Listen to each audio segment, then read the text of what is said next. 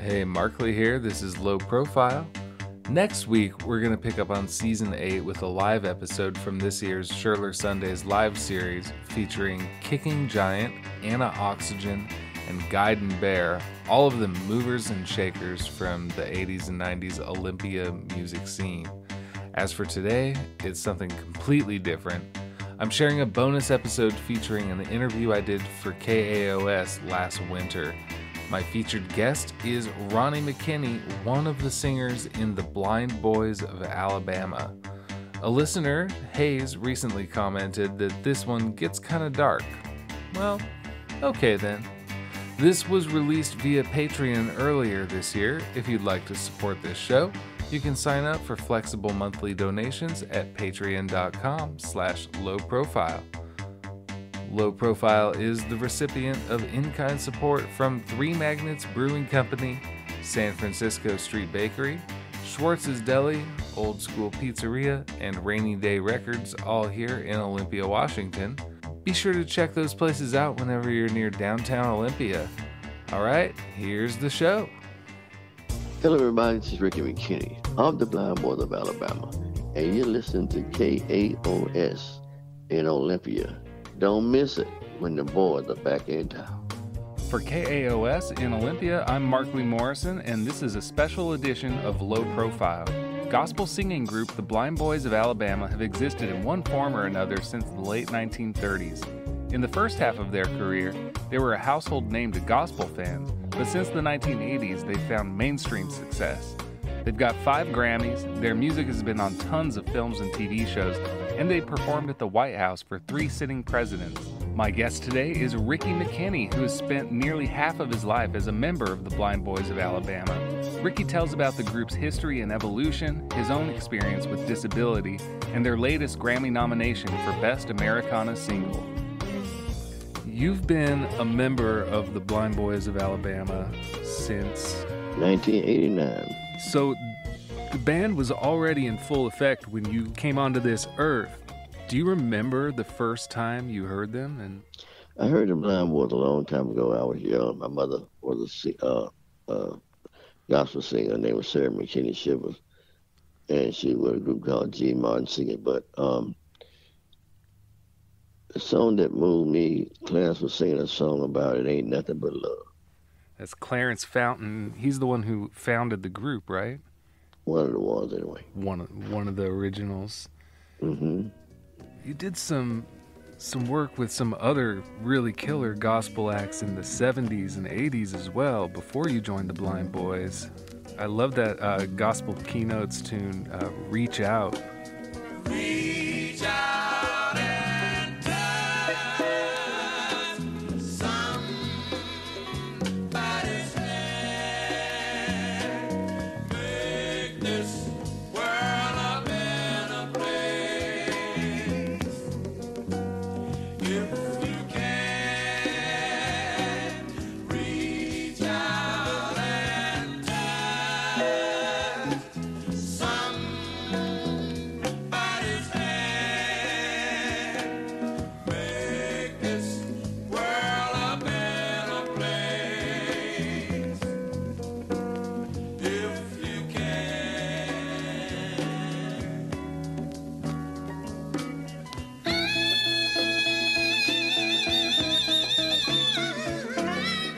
Why don't you take your time, Paul? Take your time, son. Just take a little time, just to help someone who has lost their way. You mean it right now. And then you can say,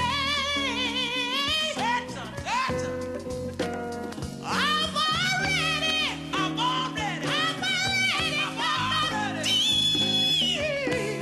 nothing if you just reach out and touch somebody's hand. Make this. So you are born in Georgia, is that right? Yes, Atlanta, Georgia. Are any of the current members of the band from Alabama? Yeah, Jimmy Carter, who is the oldest member of the group, he is from Alabama, Birmingham. He's one of the original guys. All right. So it's not a strict rule. No, you don't have to be from Alabama. No. How did you come to join the group? Well, I met Clarence when I was about 4 years old, and during the '70s, the early '70s, when I was traveling with the Gospel Keynotes, I had a lot of time to work with the Blind Boys from Alabama because we traveled together a lot. The Blind Boys Alabama and the Blind Boys from Mississippi. So I really started out playing with the Blind Boys when I was about 20 years old. I just became a member later on down the line. But that's how I met them, through my mother. I was wondering if there was ever any kind of rivalry between the Five Blind Boys of Mississippi and your group. Yeah, it was. That's the reason. That's how the group really got their name. In 1944, there was a promoter in New Jersey. His name was Ronnie Williams, and the Blind Boys from Alabama were called the Happy Land Jubilee Singers. And there was a group out of Mississippi called the Jackson Harmoniers. So when he decided he was going to have a concert, he said, "I'm going to have the Blind Boys of Alabama versus the Blind Boys from Mississippi." Ooh. And that's how they got their name. Wow. I wanted to play for the listeners the song Yes, sir. I've Been Buked and Scorned from the original Five Blind Boys.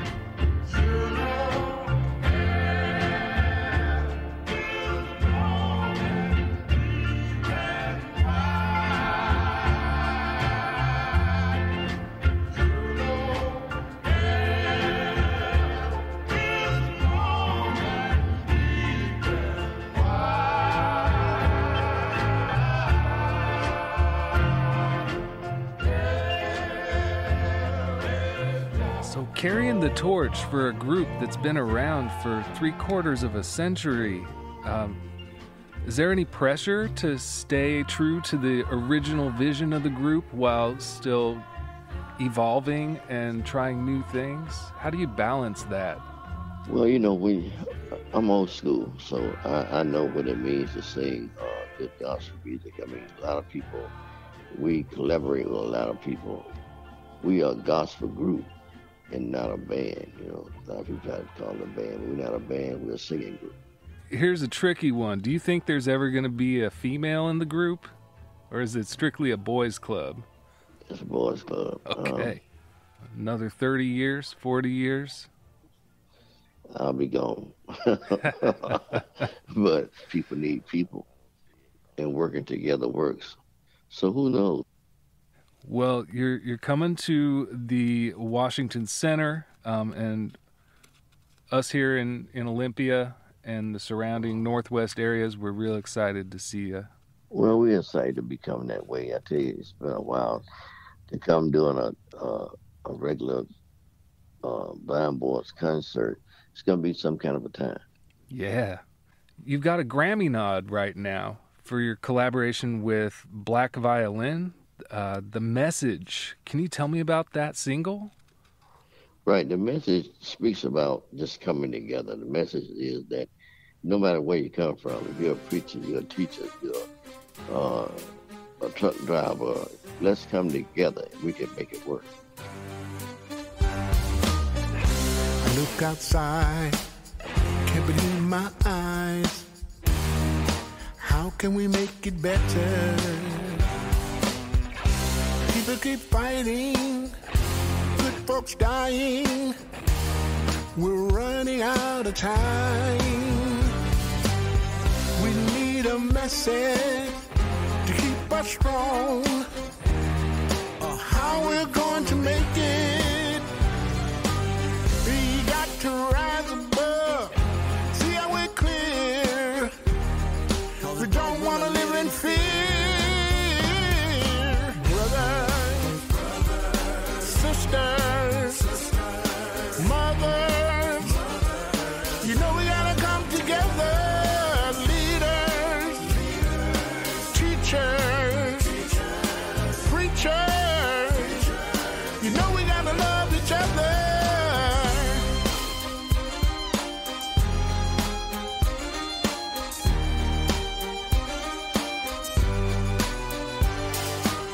You may see it differently, still I'm on your side. We're all in this together. We gotta stay positive and improve our lives, but we could pay the price. All lives matter. We keep getting battered, just trying to keep us down. We're not gonna take it. You know we gotta change it. We keep on rising up. Brothers, sisters, mothers, you know we gotta come together. Leaders, teachers, preachers, you know we gotta love each other.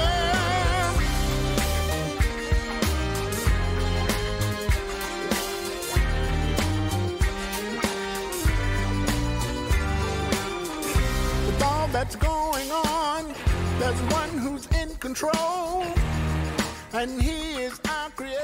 This is Low Profile on KAOS 89.3 Olympia. The song you just heard is called The Message, the Blind Boys of Alabama's latest Grammy-nominated song. It's a collaboration with Black Violin.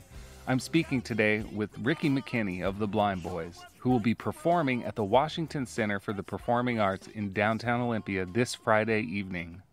You were born sighted. Right. So do you see in pictures when you're dreaming? Oh, yeah. I see in color. I feel like that doesn't get talked about too much. Well, you know, I hardly ever dream that I'm blind. Okay, in all my dreams I can see. But I lost my sight in 1975, and I was 23 years old.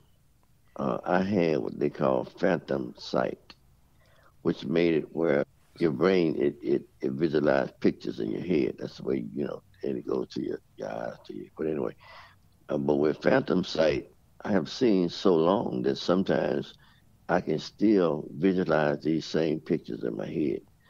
You know, I can be looking at my hand or looking at something that I've seen before, a bottle, or in my studio, I can be looking at the board and I can like visualize that in my mind. That's beautiful. But what happened, I had an accident when I was 33 years old. I was getting ready to go and play for a choir's anniversary. And I dropped this drumstick, and then I bent over to pick it up, and I stuck an object in my eye, which punctured my eye. And I had to have emergency surgery to have it removed. So I got a prosthesis on the right side from that accident. But when that happened, I was already without sight in my left eye. So that's when I realized that I didn't have any sight. You know, it was wild. I lost my sight, but I never lost my vision. We want people to realize that a disability doesn't have to be a handicap, because it's not about what you can't do, it's about what you do that makes the difference. And for me, I've always been a dreamer. But if you can dream the dream, do the work, and keep the faith, everything's going to be okay. That's powerful stuff, Ricky. It's an honor to speak with you. Well, thank you very much for giving me a call. You know we gotta come together, leaders, teachers, preachers. For KAOS 89.3 in Olympia, I'm Markley Morrison. This has been a special edition of Low Profile. I've been speaking today with Ricky McKinnie from the Blind Boys of Alabama. The group will be performing at the Washington Center for the Performing Arts in downtown Olympia this Friday evening. Low Profile features long-form interviews with unconventional musicians of all sorts. All previous episodes are archived at lowprofilepodcast.com.